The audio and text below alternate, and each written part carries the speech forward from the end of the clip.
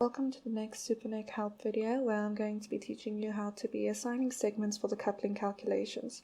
So I've got two segments set up here, and as the text box is telling you right now, segments can be allocated for the coupling calculation by, drumroll please,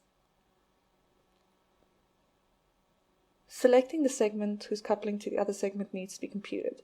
So you need to select the segment on each one of your structures that's going to be coupled to the other. In that case over there, and then the next one over there. And we're going to go up to the menu there at the banner at the top that says Add, and we're going to go down to the coupling menu options. Press coupling. So when we want to view the segments, we're going to have to go onto the View tab so that we can actually see what's going on. And these segments will actually be highlighted in green once we press the View. So do that, View, go down to Coupling Segments. And you can see them highlighted nicely over there.